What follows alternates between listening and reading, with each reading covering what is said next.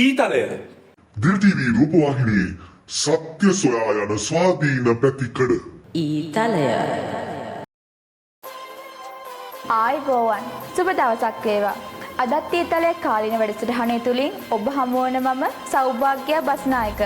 ඊතලය අදත් ඊතලයේ ස්වාධීන විග්‍රහයට අපත් එක්ක සම්බන්ධ වෙනවා මාධ්‍යවේදී සාගර සම්පත් ජයසිංහ.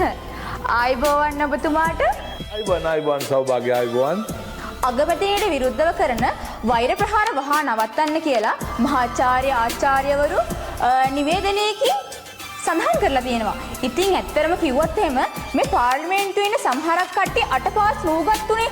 ඉතින් නිකන් අර කඩිකුලක්වක් හැදුනා වගේ නැට්ටපාගන් දඟලන්න එපා ඇත්තරම. ඔබතුමා මේ සම්බන්ධව මොකක්ද හිතන්නේ?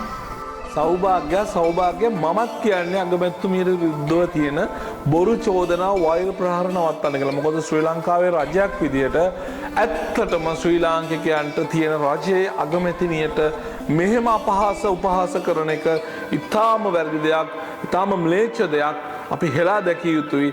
ආචාර්යවරු නෙමෙයි අපි මාධ්‍යවේදීන් විදියට සාමාන්‍ය ජනතාව විදියට ඔය පාදර දේශපාලඥයින්ට කියනවා වහාම ඉල්ලාස් කරගන්න මේ ගරු අගමැතිතුමියට කරන උපහාස කියලා.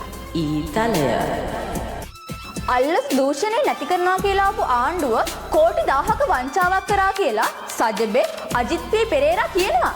ඉතින් ඇත්තරම කිව්වොත් එහෙම සජබේ කට ඇරියොත් කියන්නේ බොරු. කට ඇරියොත් කරන්නේ වංචාව.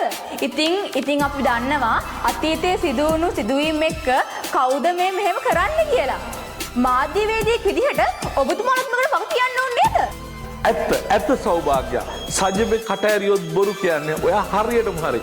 ඇත්තටම සෞභාග්‍ය ඔයාගේ කටේ මීපැණි දානවද රත්තරන් දානවද කියලා මට තේරෙන්නේ නැහැ. ඒක ප්‍රේක්ෂකයෝ තීරණය කරයි. මොක වුණත් ඇත්තටම සජබේ කට ඇරියොත් කියන්නේ බොරු. මොකද ඒකේ ඉන්න තරමක් ඉන්නේ නිකන් මහා ඒ බාර උන්ට කියන්නේ එළව විකාරයෙන් මෙලව අත ගන්නවා කියලා. එළව විකාරයෙන් මෙලව අත ගන්නවා. ඔය අජිත් පී පෙරේරා කියන හාදර පොඩි ෂෝට් එකක් තියෙනවා. බලන්නකෝ මේ වීඩියෝ වල එහෙම ඉද්දි එක හැක් වෙනම වෙනවා. වෙනම නැට වෙනවා. ඒකින්ද අජිත් මහත්තයෝ සජිත් මහත්තයෝ අනේ සීයේ බොරු කියන්නේ නැතුව පාඩුවේ ඉන්න දැන් ඔයාලගේ නහින දෙහින කාලේ හින්දාවත්. ඊතලය ලොකු සද්දයක් දාලා ක්‍රීන් ශ්‍රී ලංකා පටන් ගත්තා. දැන් මොකද උනේ කියලා ගයන්ත කරුණාතිලක අහනවා. ඇත්තට මොකද උනේ? ඔබතුමා මේ ගැන මොකද කියන්නේ? ගයන්ත මහත්තයා මම දැක්ක ඔබතුමාගේ අර සුදු සරම පිටිපස්සේ ලොකු කුණු පැල්ලමක් තියෙනවා. ක්‍රීන් ශ්‍රී ලංකාවක අපි කරගන්නම් ඔයාගේ කලිසමයි අඹුඩේ හොදගන්න. හරි අඹුඩෙයි කලිසමයි අඹුඩෙයි හොදගන්න මහත්තයෝ. ඒක තමයි කරන්න ඕනේ හොඳම දේ. අපි දන්නවා ඔබතුමා අපේ අගමැතිතුමියට මේ ආණ්ඩුවට බැන්නට ඔබතුමාගේ ගේ ගැන අපි දන්නවා. ඔයත් ගේනේ.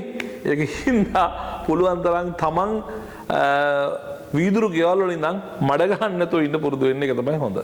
ඊතලය ප්‍රගති සමාලෝචන රැස්වීමක්වත් මේ ආණ්ඩුවට හරියට කරගන්න බෑ කියලා චානක මාදුකට කියනවා.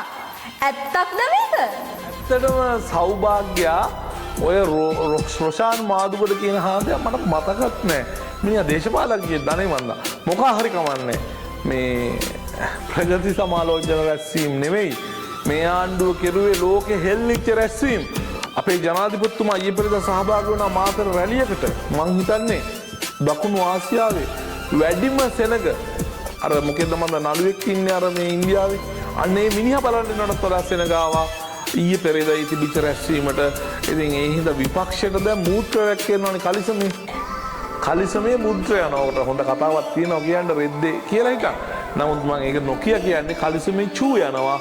චූ හොදගන්න චූ යනකොට මේ ටිකක් වෙලා යනකොට පොඩක් තෙමිලා හරි අමුතුවෙන් රැයට චූ ගින් තියෙනවා. සෞභාග්‍ය නැහැ නින්දේ.